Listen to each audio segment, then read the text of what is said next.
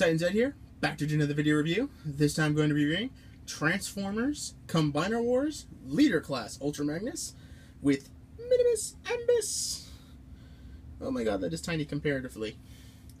Let's focus on Minimus real quick, just because he's super tiny. Like, he is as small as a Legends 2-pack Target Master, the ones that like being with Cosmos and Bumblebee and the like. He's that small. He's also a pain in the butt to transform. But yes, basically in the IDW comic books, Ultra Magnus is actually this little guy, Minimus, who's been in a, I guess, powered ecto-suit armor for so long he forgot he was in it, and when the suit finally broke and it fell apart, he kind of plopped out of it and went, oh yeah, I'm this little guy. And I wish, shoot, that's one problem I'm having with this guy is his ball joints come out way too easy. Something I need to talk about in a second. But, like I say, he kind of plopped out, realized he was Minimus Ambus, and he'd been in the armor for so long he'd forgotten about it. It's like, seriously, it's like forgetting that you had an arm on your body, and when it gets cut off, you finally realize, oh yeah, I had an arm. But yes, that's this little guy. And I have to admit, they painted him really well. Let's see, will it focus on him? No. But yeah, they painted him pretty well. I mean, even right down to his goatee. Something to note with this figure in the Japanese release of Ultra Magnus, this will be Alpha Trion. Okay. Don't know why, but okay. He is necessary for, well, not absolutely necessary, but he's necessary for robot mode so you don't have a big gaping hole right behind Ultra Magnus's head. But yeah. One of my problems is that he's using he uses 4 ball joints for his limbs, and these things pop out way too easy. I really would have preferred pin joints. I normally am against them, but here I think they would have been much better used as using a pin joint rather than these ball joints. They come off way too easy. Also, there is nowhere to store Minimus when Ultra Magnus is in his vehicle mode. Just nowhere. Not one spot. Now, I don't actually own a G1 Ultra Magnus. I've seen one. I've even gotten to transform one a couple of times when I was younger. Don't own one yet. Don't know if I'm going to try to find one either, but that's neither here nor there. But he is cool. He can store about 2 deluxe Combiner War vehicles. One on the bottom, one on the top. He can store 4 Legends, the new Legends class vehicles on here. I mean, that's about it. Which isn't bad. The vehicle mode isn't half bad. Again, the new quality of plastic they're using, it makes him feel, I'm not going to say KO cheap, but he certainly doesn't feel like the normal brand of Hasbro plastic. When you get him in robot mode, he starts to feel a little bit more filled, I guess is the only word I can think of.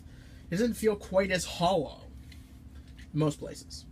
Now you can store his classic missile launchers up there, and his 2 guns. There's a reason he has 2 guns, and I'll get into that in a minute.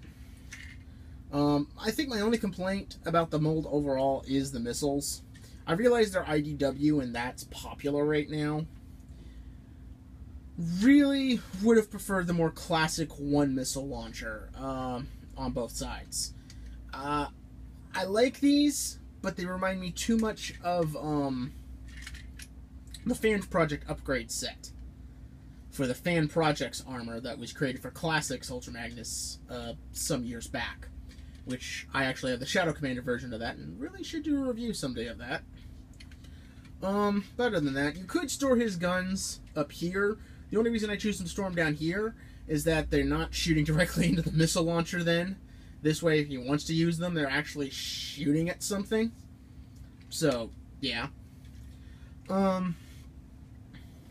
So, other than that, now there's an interesting theory about Ultra Magnus, at least through the Generation 1 toy, that Ultra Magnus, the armor, just like the IDW, the armor he's wearing is a powered suit.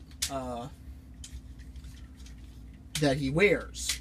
And that the real Ultra Magnus is that completely white Optimus Prime body they used for the toy. This was actually reinforced by the Classics version, hence why Fans Projects made the upgrade armor.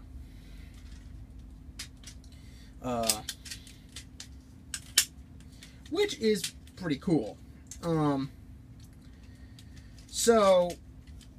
I actually like that theory. Now, the other theory is that at least in Generation 1, Ultra Magnus and Optimus Prime are like brothers because they share the same alternate mode.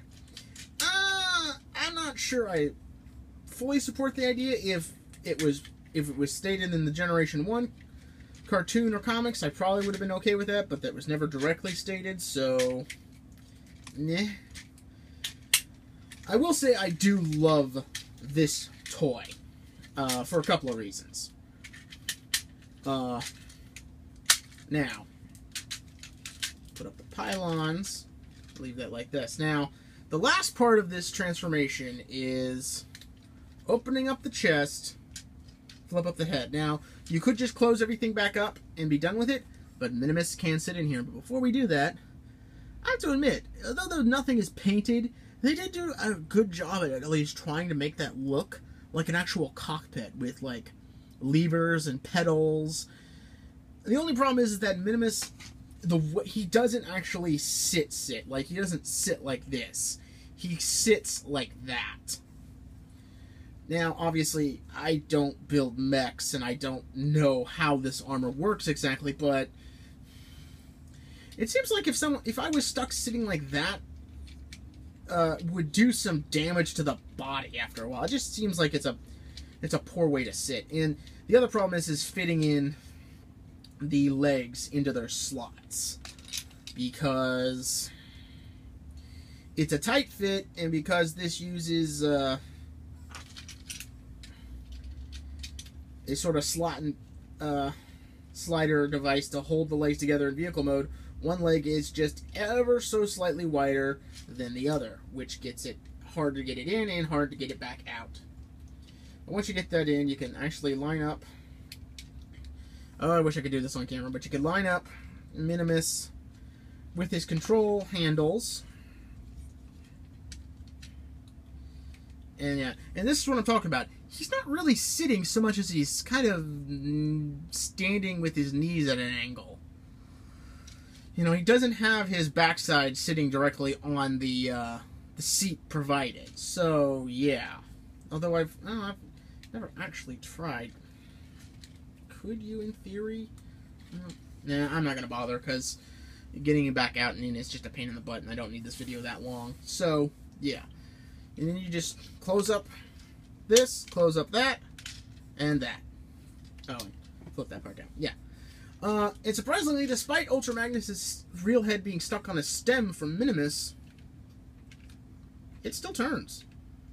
I have to admit, not the most that I think you could have gotten out of it, but they do a pretty good job, in my opinion.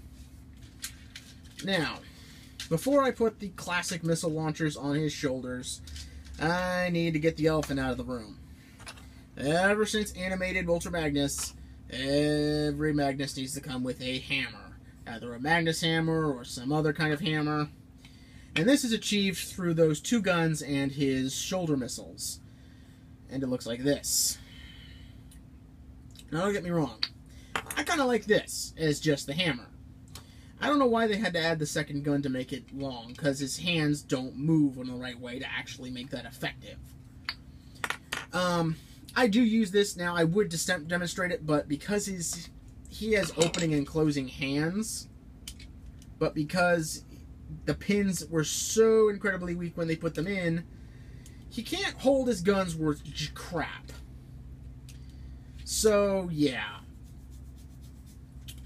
Because of that, I have put in two kind of the clear rubber bands they stuck in with a lot of Transformers, and just used it to wire his hands to shut automatically. I am waiting for an upgrade set to be produced, which replaces these things altogether. I am definitely going to buy those immediately. I would prefer an upgrade set that also just, instead of using a gun, gives you a specific type of, I guess, the handle to attach to the two missiles, and make it a better hammer. But until then, you can add his missile launchers to give him the more classic look. It's not bad. And despite getting the hammer being impossible, getting the guns in, luckily, isn't as hard with those rubber bands to hold it in place. And because of it, yeah, those aren't coming out easy. You know, I'm being a little... Something else is his problem is his joints are just a little too loose for my taste, but that's maybe just simple floor polish will probably fix that. But yes, thanks to my rubber band trick. And basically what I did was I fed the rubber band through the slots in his arms, wrapped it around either the stem of the part that holds the shoulder, his forearm armor on, or wrapped it around the part that actually connects it, the friction tab, and then just pulled it up to the hand and clipped it over a couple of the fingers, and that just holds it in place. It's not perfect, but it's effective. It does the job. It's what I want. So yeah, it's not bad.